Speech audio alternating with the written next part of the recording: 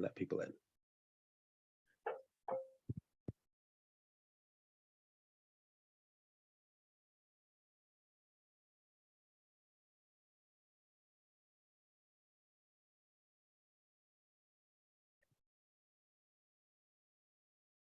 Welcome, everyone. We're just going to take a few minutes as people enter the room before we start.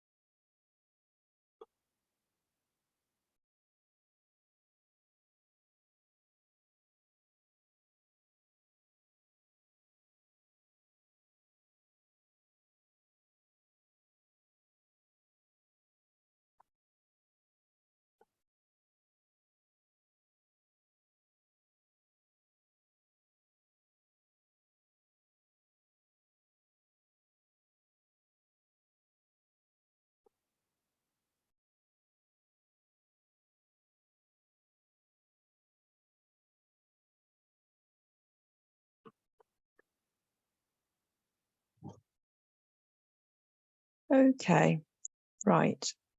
So welcome everybody to the Health Research Authority's Make It Public Week introductory session. Welcome to Make It Public Week.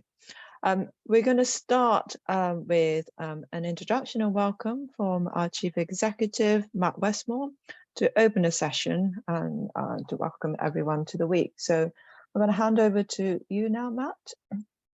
Thanks, Naho. So as Naho said, my name is Matt Westmore. I'm Chief Executive of the Health Research Authority. But more importantly for today, it's my great privilege to co-chair the Make It Public campaign group with public member Derek Stewart. And it's a great privilege to welcome you all to what we think is the world's first Research Transparency Week, the Make It Public Week. Research transparency is no longer just a buzzword or a nice to have, of course. It's an essential part of building trust, quality, efficiency and accountability in the research sector. And it's not just important for researchers and academics, it's also crucial for patients and the public too. All of us on the call today and the 100 or 200 people who will join us for various sessions throughout this week are together leading the charge in promoting research transparency. This week of activity has been put on by my team at the Health Research Authority, and if you'll allow me to be so bold, I'd like to thank them on your behalf. I'm sure anyone that's involved in these sorts of events understands how much work, blood, sweat and tears sometimes goes into putting these on. I'd like to thank them. But the week would not have happened if it were not for the Make It Public campaign group, the group that Derek and I co-chair. The group is made up of agencies and organisations and members of the public who are all passionately committed to ensuring that research is transparent. And through their efforts and all of your efforts, we are getting there. That's why this year we wanted to do something a bit different rather than just talk about the importance of transparency. This week, we wanted to provide real-world examples of how individuals like yourselves are making a difference. You know that research transparency is important. After this week, we also hope that you have a bit more practical ideas on how to deliver it, and we can share our ideas amongst ourselves. And rather than just talk about research transparency in its broadest sense, our focus is on three key areas. The first is raising awareness of opportunities to get involved in research. The second, letting participants who were involved in the research itself know what the research found. And finally, publishing summary results in open and accessible ways for anyone who's interested in research to find out about that research. Now, these seem like small things, and but they can make a big difference in promoting transparency and accountability in research. We've published a report alongside these series of events, which I think everyone's had, and you'll see from that as well. There are also quite stubborn in terms of us being able to resolve them once and for all. And so we've decided to focus our attention on trying to resolve those issues throughout this year, not just this week. Now, during this week, we've had to limit attendance because we wanted it to be more orientated around practical kind of workshop style events. And that means that you and others that will join us later in the week are the lucky few, and lucky you are, whether you're a researcher, a patient, or just someone who's interested in promoting transparency and accountability in research. There's going to be something for you in this year's Make It Public campaign, and in particular this week of workshops, discussions and case studies.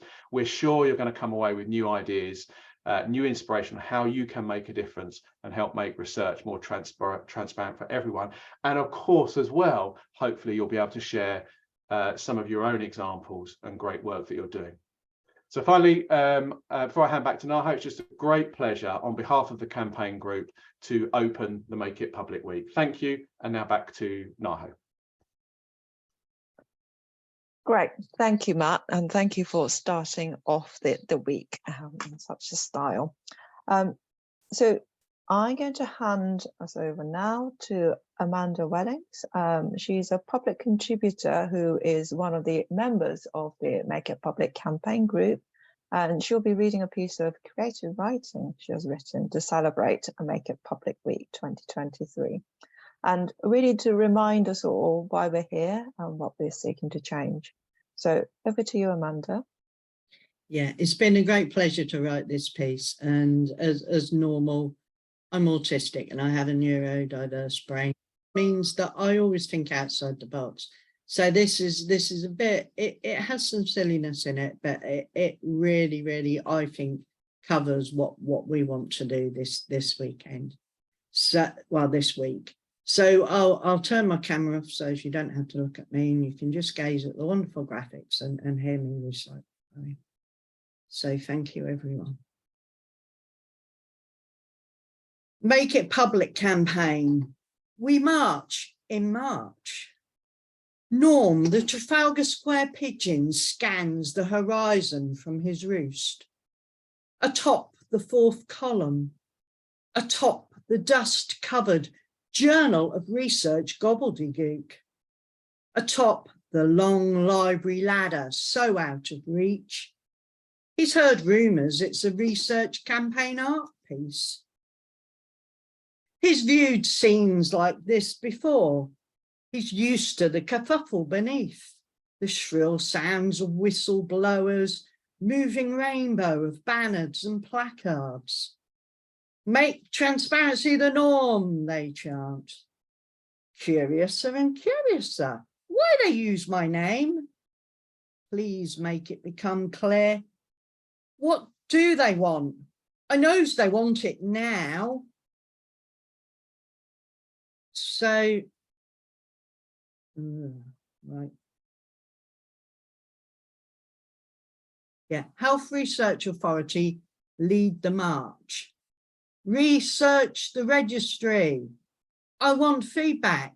Feed me now. Hungry for knowledge. Myalgic encephalomyelitis group plea to research with me or ME. Creative arts for arthritis. Mobilize my imagination. Free knowledge. Smash the paywall. The blog is mightier than the scalpel. Poetry informs me. Speak my language. Easy read for all. The message from a learning disabilities group. Draw me a cartoon. Inform in infographic. Research is a stage. Perform for me. Spring me a research summary. Sharing knowledge saves resources. So they march, mobilizing their knowledge, mobilizing their frustrations. I'm not here to tick your box. Give me power, they chant. It's ethical to share. We already have the wheel. Sight charity chants. Don't be blind to research results. Cancer charities. Grow the knowledge, shrink the disease. Dementia charities, don't forget to tell us. Drums beat out the rhythm of the masses as they march noisily but peacefully onwards. What do we want? Research transparency. When do we want it? Now. Shall we all meet online instead? Share ideas and values together. Move forward the campaign, mobilise our shared resources and powers. Change, not chant. We workshop in March. The aim, make transparency the norm.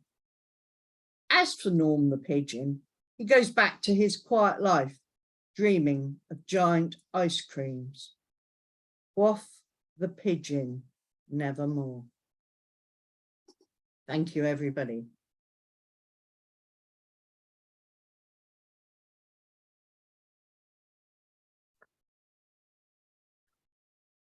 That was wonderful. Thank you so much, Amanda. I think there's lots of reaction coming through on the comments as well. It really was lovely. Thank you so much. Amanda, I wonder if there's a few words you'd like to say to the group. Yeah, just that obviously I'm very passionate about this campaign, and as an autistic person, when I get passionate about something, I will get my banner out, I will chant, I will do whatever I need to move things forward. And being involved in public and patient involvement now for about 20 years, I've seen things move forward, but I know that there's still a long way to go. And I think Norm the pigeon would love it if we can make transparency the norm, and if we could throw away that banner, so we don't actually ever need to do the march.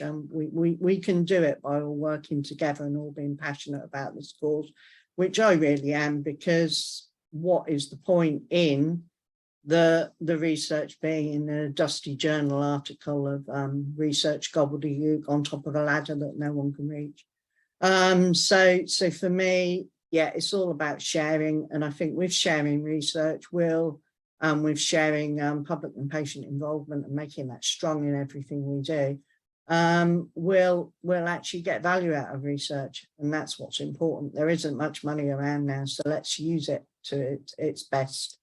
So thank you so much. I am a little bit nervous, so sorry if I've sort of rattled on a little bit, but yeah, thanks a lot for having me at the Make It Public Week, and I'll be along later as well.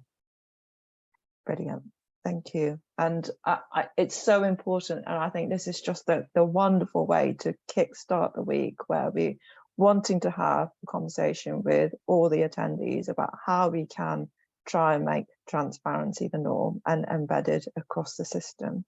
So it's just a really great way to start. Thank you so much, Amanda.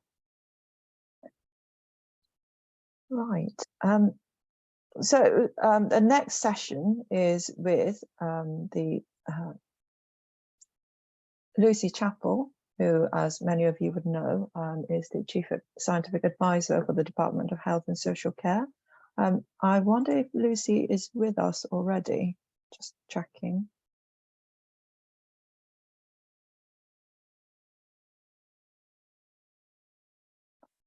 She is scheduled to join us at 15:15, so she may be just slightly delayed.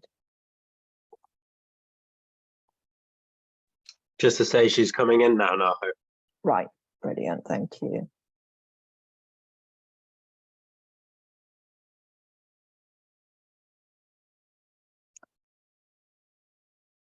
Lucy. Hello. Hi, welcome to the Make It Public Transparency Week and introductory session. Thank you so much for agreeing to talk to us today. We just had a wonderful poem from Amanda Welling, one of our public campaign group public contributor members, and now she managed to kick-start the week in a really great fashion, and we want to hand over to you now to get your thoughts. Well, thank you very much. I'm sorry that I've been joining this from another meeting and so wasn't able to hear that, but I would love to have that shared, because I think there's something that I'm going to come on to touch on, which is that the power of words and the power of hearing from diverse voices and diverse ways of communicating it, which I think is so important. I'd like to start really by acknowledging and celebrating what the research community in the UK have done in this important area. And I think we've all seen and felt the improvements in research transparency since the launch of the original Make It Public strategy in 2020. And I think that the report this year again showcases a whole range of examples of studies and organisations that really shout about the progress the research community has made. It's always heartening when we go beyond talking about it and planning it and now actually get into the doing it and realising our ambitions in this really important area. But we've still got more work to do, and there's a part that all of us need to play here. So Make It Public is a campaign to promote and to improve our work around research transparency iteratively. And we know that we all benefit the most when we're all invested in that. It's not owned by HRA or NIHR or any one organisation. We all own it, and it's collective. And I think that campaign that really talks about the collaboration is again really crucial. I think transparency really does lead the way to better health and care research. I think when you share findings from health and social care research, it helps us all to identify better care and treatments, find the best ways for everyone to stay healthy and well. And importantly, it also avoids duplication of effort. So it helps to improve the quality of research and also allows health and care professionals to think about how we embed research into everyday practice, to do that sort of normalization of research. On a personal note, I've seen the huge value in sort of what I call completing the circle when we share findings.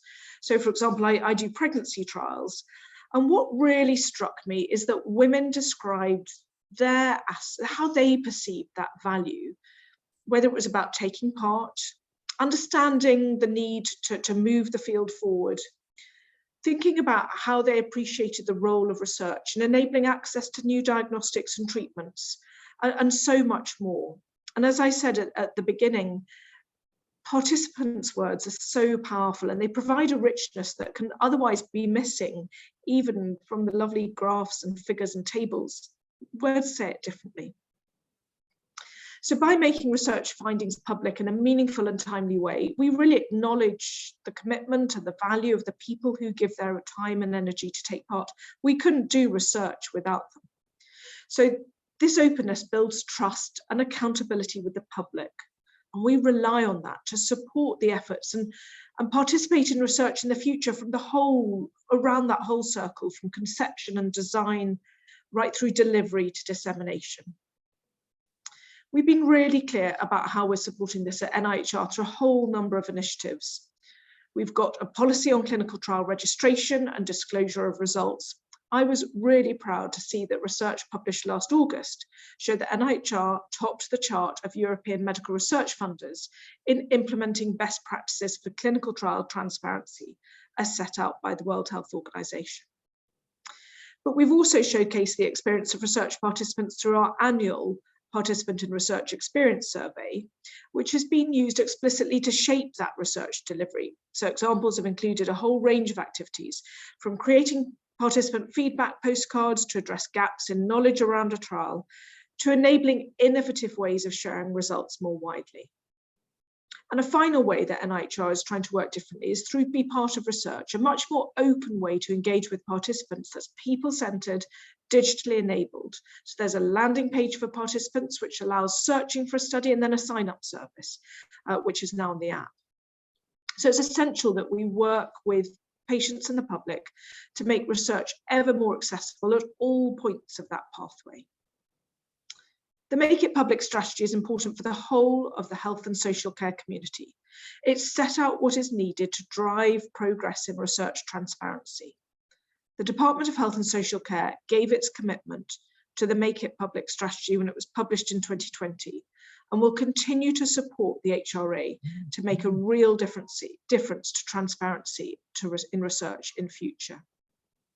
We want people to share their experiences, the progress and their stories about what transparency means for them. I hope that this conversation continues during this week and beyond, not just a once a year conversation, but week in, week out. Thank you. I'm hoping that I'm going to take some questions or some conversation. I'd like it to be interactive. Great, thank you, Lucy. Thank you for your talk. And as she said, we're very happy to take questions. Been monitoring the chat, and there isn't any at the moment, but so let me just kickstart with, you've given us some really good examples of what the NIHR has done that you were proud of. Thinking about the sort of sector wide, are there other examples that you would like to comment on or sort of bring to people's attention? Well, I think this is an area where we've been quite explicit in wanting to be a leader amongst funders, but to bring others with us. So, and there's work around sort of particularly on a cross-funder basis about saying, how can we do this collaboratively so that we don't just increase bureaucracy, but in fact we show the way. And I'm as funders, we've always got to be conscious of what are we going to lead on, where do we actually need to be in the pack, where do we need to be followers, because followership is important too. So on this area, by trying to create ways of doing it with minimal friction has been really important, and then sort of working across funders, both in our UK portfolio, but also very much in our global health portfolio. I think I want to feel that no one's left behind. And I think this also talks to our real push in addressing health inequalities and where we see that our work on diversity and inclusivity being woven through this. So this isn't just sort of make it public for a few people. This is about saying, how do we make it public in a way that reaches as large an audience as possible? And then say, who are we not reaching and how do we go further? So I think NIHR's got clear sort of areas where we want to be front of the pack and produce tools and toolkits with our. I think we've already done that through our patient and public involvement and our community engagement and involvement in our global health setting. To say, let's not reinvent that wheel. Let's learn from it, go further, share with other funders, and keep on moving forward. Thank you. And there's a couple of other questions coming through now. What more could and should patients, participants be doing in this space? That's such a good question, because for me, I think there are so many areas where we want to see bi-directional, multi-directional discussions. So how do we start by looking at create the situation in health and care where there is a strong pull from patients? So how do we normalize that participation? So whether it's a clinical interaction and patients and public see an opportunity to say, how can I get involved? So what if that became just a standard part of every clinical care consultation or in the wider sort of public health setting? And then we saw that genuine partnership. So for example, our James Lind Alliance priority setting partnership is a way that patients and public set those research priorities, not people in ivory towers. Who do we think knows best? Well, it's those who are living and those who are caring for those with conditions. So again, thinking of where that looks genuine, not tick box, where that looks inclusive, and then bit by bit, making sure that we take down the barriers to participation. I think of our examples in COVID, where we had to do that at pace and scale because we knew that research was going to give us the answers. But what if we then said that's true for every condition?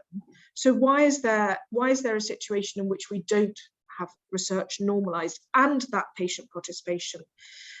One of our public contributors talks really powerfully about using research as a vehicle to access better treatment. We know that research active organisations have better outcomes. So if we can carry on harnessing the power of patients and public to ask their, for example, their trust or their ICS, what does participation look like? How can our organisation be leaders in this, not at the back of the queue? It's something I really welcome. Thank you. And in relation to that, there's a comment from Amanda saying that people need to go out into communities and build research partnerships with the public. I think that's very true. There's another question around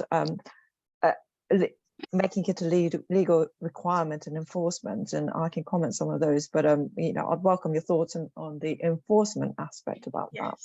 So how do we do that magic combination of sort of incentives and carrots and then metrics and sticks? And I think we need a combination.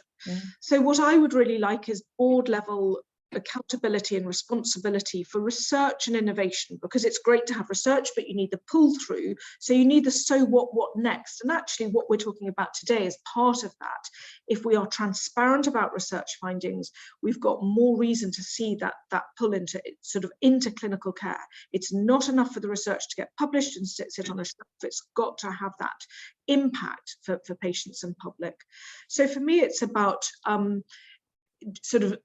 or everyone demonstrating the value of research directly to patients and public, for healthcare professionals and for the system, as well as for science. So those four sort of pillars of why should we champion it.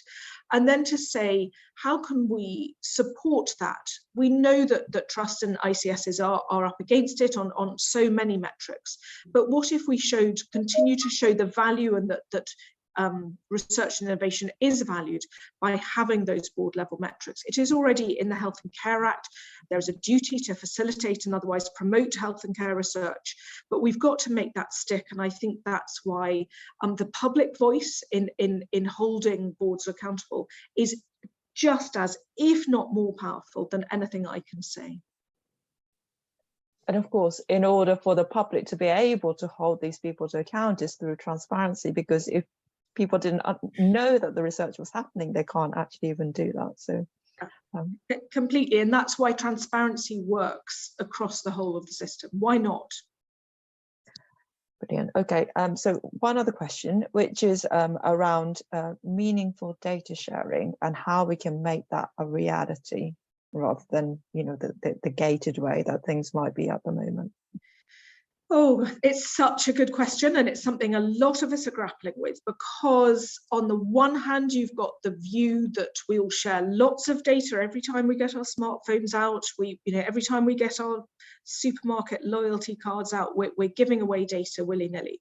Now, health data needs appropriate protections, but there's a number of ways that we could, first of all, earn the trust of patients and public, respect those who have a different view that they don't want as open data sharing. But for me, it's data share. Data saves lives, says it all. So if we've got the right checks and balances in the approach, if we think about the work that we have to do, not just on a one-off, but continuously to gain that trust and to keep that trust. Working with our colleagues in primary and community care who have got their data, and continually ask ourselves, how do we show off that data saves lives, and how do we make it possible? So, for example, the work that we're doing in the Data for R&D programme on the regional secure data environments and then the national secure data environments will all help this. But if we don't put patients and the public at the heart of it and say, what does it look like? How can you be part of the design, the delivery, the oversight? Then we'll have missed the point that they own their data and that they should be part of that work. So for me, that's crucial, and it comes back to being transparent about how we're handling the data and transparent about the value that it brings. Or sometimes we can be influenced by sort of all sorts of views, but when I sit with a pregnant woman, in my instance as an obstetrician, and explain what it means at a level, then people get it. So how do we recreate that on a much bigger level? I'm just noticing some of the the chat, particularly about industry, which is such an important point, because that's a two-way thing. So we've got to be transparent about what we're sharing with industry and why, and equally industry has got to be open, honest and transparent with us, so that again we've not got a sort of one directional flow in a way that might cause concern. So I think there are ways forward, and it is a sort of coalition of the willing who want to work in this open and transparent way, so that we, for the benefit of patients and public, not for the exploitation. Okay, thank you very much. I think that's the time is up, unfortunately, because you were here till 12:30 for us. Any last word that you would like to? Just to keep that, we all have to keep saying how important this is, and that's why I'm here today. And this isn't a once a year event, this is an everyday event. So in the sense that we can all play our part in getting this message across, in championing it, and in calling out where we see all the good examples, so that we have a virtuous circle of why transparency makes a difference. Wonderful. Thank you very much, Lucy. Thank you. And I'm so pleased that you were able to join us out of your schedule. Thank you again. Right. I hope that was a nice way to start the week as well, with the really inspiring keynote from Lucy. So it falls on me now to talk a little bit about the annual report that we published alongside this week, and I can talk through some of the what's in there, and so highlight the work that we've been doing over the last year. So the report, which I hope you all had the chance to receive and have a quick look through, is aligned to the three themes of this campaign week. So that is feeding back to participants, publishing the summary of results, and raising awareness of research opportunities that Lucy touched on already, and what Amanda's talked about earlier. It has a series of case studies in those broad three areas, which I think are all of our really exciting best practice that is taking place across the UK. And I really urge you to read through those. The report also talks about some of the performance data that we've collected from the final report that we are instituted. So in this strategy, we made a commitment to publish transparency performance data. And that's really in a way to celebrate good practice, as well as to show when things are not going so well. And we are collecting these data for all four pillars of the transparency. So this is about registration, reporting results, informing the outcome of study to study participants, but also about sharing research data and tissues where that is appropriate. So we put out an online final report form that we're asking people to fill in, so that we can collect standard data sets against those four pillars going forward, aggregate that data, and in the future plan to publish the outcomes. For this year's annual report, we provided some preliminary findings around this. What the data shows is that from the 709 completed final reports that were collected between September 21 and September last year, and with a caveat that these are just based on the figures for the final reports that we received, so it doesn't really reflect the totality of the studies that were completed 12 months before the final reports were submitted. But from that data, we can see that 92% of the studies have registered the studies on a publicly accessible database, and that figure very much aligns with information that we collected from the audit that we're carrying out for clinical trials. So relatively good number, although the aim is for 100% registration, so we've still got a little bit to go. In terms of the reporting, though, and publishing of the results, we find from the data that only 44% have updated the summary results on a study registry. On the third pillar about informing study participants, the outcome of the research, of the data of the report that we received, only 29% have informed participants the study results. So really quite a long way still for us to go. Although one positive of this is that 83% of the final reports that have submitted the results outcomes to us, so 83% of those people have provided us with a lay summary of the study, which means that we can publish those information on a Research Summaries website. So that's some of the top line data from the final reports that we received.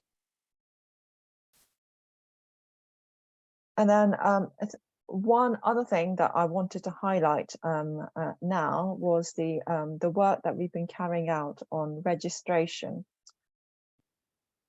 One of the commitments we made in the Make It Public strategy was that in the future, the Health Research Authority would register clinical trials on behalf of sponsors.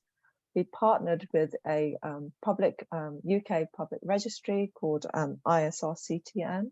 And since the 1st of January 2022, we've been sending information from applications of clinical trials of investigational medicinal products that were submitted to us through the combined review process in our integrated research application systems, so that these can be registered automatically on the ISRCTN registry. And we continue to provide options for sponsors to defer the registration if there are some specific reasons that they would like to do so. And this is no change to policy. We've offered that before, but that continues to apply. And also to agree where the study is to be registered elsewhere, particularly with the clinicaltrials.gov registry in the US, then that would satisfy our requirement.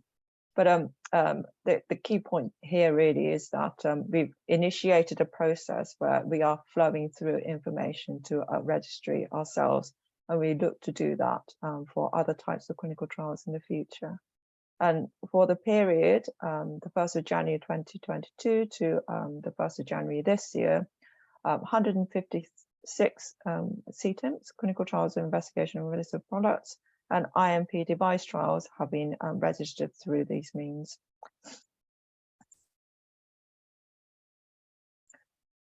So thinking about looking to the future and what's coming up, over the next 12 months, the Make It Public campaign group will work with a campaign group to continue the work to make transparency the norm across the health and social care research that we are looking at. That this week is a start of that process, and as Lucy said, we don't want this to be a one-off conversation just confined to this week. We have to make sure that this is really in sort of part of people's just things that people do as part of the research process, and we'll continue to work with the campaign group and the wide stakeholders to make sure that the practice is embedded across the system.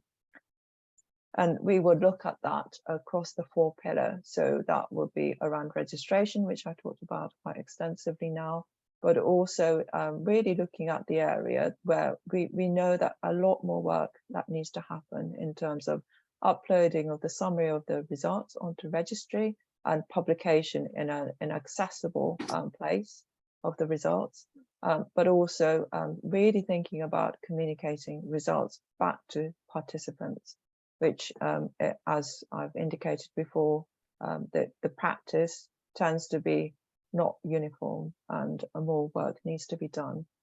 One of the things that we will be doing is to publish a guidance on that particular topic and communicating results back to participants.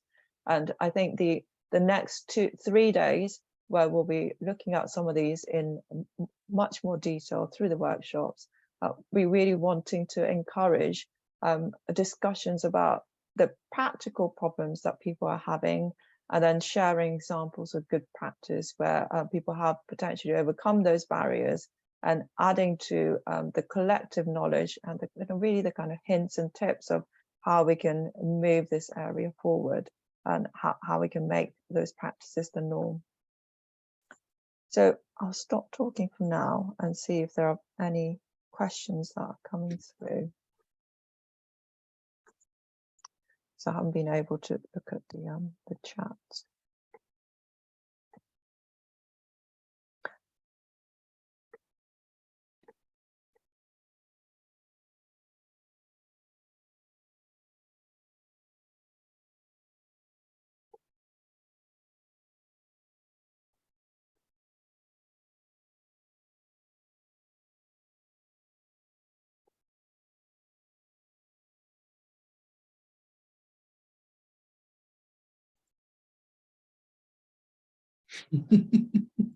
I'm just going to Derek. I might just bring you in, if I may, on some of the comments coming through, and if there's anything that you might like to flag as the co-chair of the campaign group. Yes, I'm here, but without water.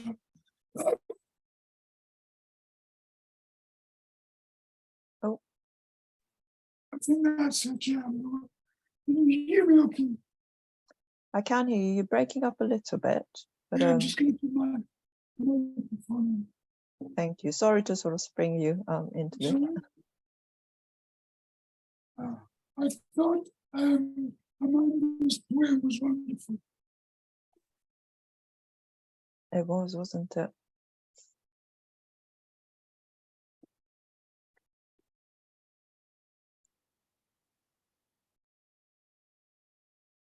And I can see that. Yeah, Derek, if you're there, I'm unable to hear you. So, can you hear me now? Yes, yes. Right. So I've got my headset on and listening that way. I'm just looking through the questions. Yeah. I can. There was one question actually about typical method being used by those sponsor and investigator who are feeding back study results to participant.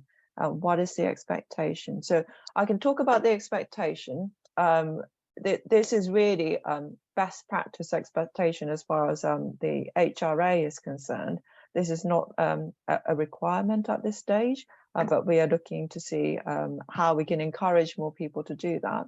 I don't think there is really a standard way of doing this, and I think there is a really common understanding that it is quite difficult to do unless you plan to do this and how to do this right at the start. I think it's fair to say that is well, one of the really important things to bear in mind is that it's helpful to talk to your public contributors, and public involvement is really key here, about thinking about how the participants may wish to receive information at the end, and then try and factor this in as part of your planning process, so there is appropriate resource right at the start, and then thinking about the practicalities of different routes of doing that in line with the different preferences that people express. So that's one thing. If I come in now, I think yes, this ultimately is the biggest frustration of the hundreds of thousands of people who take part in research. You would take part and you would never hear another thing. You would say, oh, I took part in research, but I don't know what happened.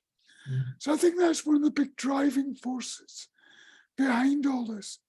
For me, it makes common sense. It's also just plain respect. Somebody has given time, blood, tissue, data, whatever. It's just simple respect. It's common courtesy. However, your point, that this is probably the most difficult thing that a researcher will ever write. Like the lay summary of, or the plain language summary of the study, it's incredibly difficult because it is not making it simple. It's actually crystallizing it. It's distilling it. It's making it make sense. And your point now about talking to those people who are meant to benefit from the study, right at the earliest stage, not only what is my protocol, plain language protocol look like, a summary, but when I'm feeding back, what would you like to know?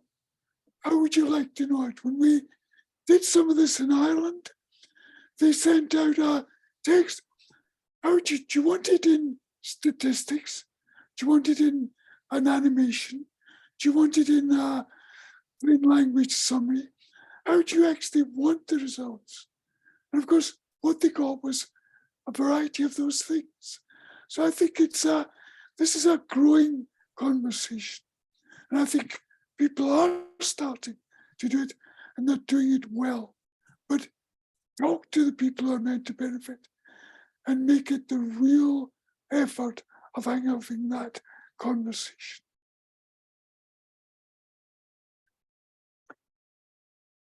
Yes, I agree. And also just I think planning is going to be really important with the people who are likely to receive the findings, and that they be able to express preference and really think through how that should be done. There was a kind of yes, sorry. Please. No, I was just add one more thing that I think it's more than just at the end of the study for me. I think we're increasingly seeing studies that have a website or a social media presence. Because if you've taken part and you don't hear anything, but you hear there's been a delay in recruitment and that it's suddenly hit its targets, you feel as if you're part of that research. And I think it's more than just finding, it's that conversation with people throughout. And that way, that allows you to have those conversations about what the plain language summary should look like. Yeah. And I can see quite a lot of chats coming through, and it's difficult to process all of this in a timely fashion. But one of the things is about contact details of people, and how you enable that with all the different sort of legal requirements surrounding accessing people's information. And as I said, we are publishing a guidance in this area, which will provide some more details. I shan't go into the specifics here, but that hopefully will provide some more clarity in this area. But the object of the workshops that we have got coming up would be to precisely discuss these in further details, and share the various ways that people have managed to do this in an appropriate way, and be able to share good practice around that.